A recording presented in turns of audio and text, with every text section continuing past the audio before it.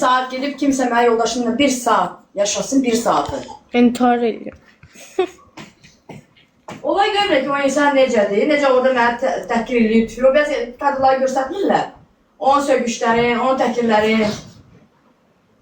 Sadəcə göstərmirlər. Göstərsə bəlkə də cama deyər ki, hə.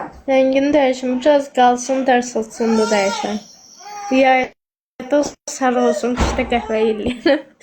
Axırda göy qurşaq eləyirəm.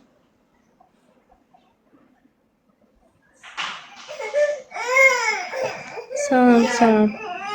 Arzu tutu canlısında da hemen yazır ki birlə danışsan, deyirəm hə. Bəzi zaman mənə qalıb.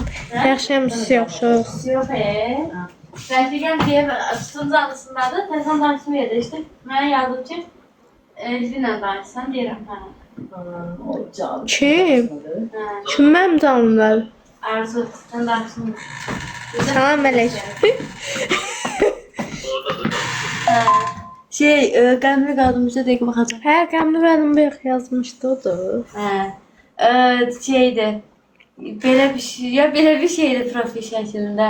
Yəni sizə bir şeydi. Profil fikrim mənim, çünki qəmli qadın yazdım. Salam. Xoş gəlmişsin, yenə yanına.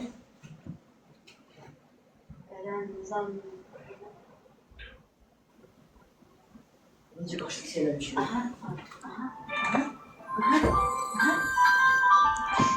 O, hamının da qəlbim çox qəşərlə qalır.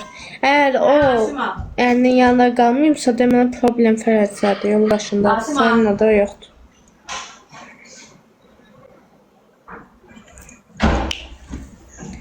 Osman git borba tapın maaşı. Yaxşı. Okey dedim. Qoy mən də maşını düzəltib düşürəm.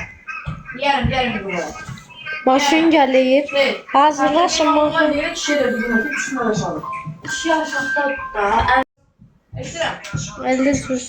Yaxşı da təklər. Kişi aşağıda mamam gilə dedim. Kişi də aşağıda. Yaxşı.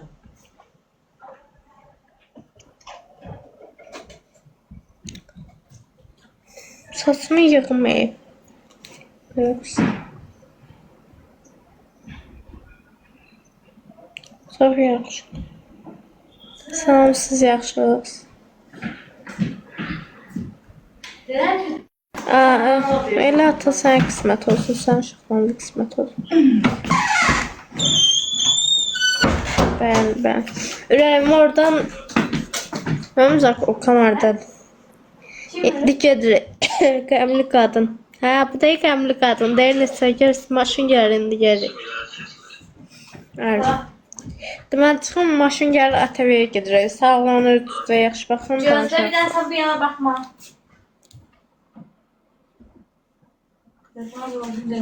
Oy. Heç kim bana baxmasın.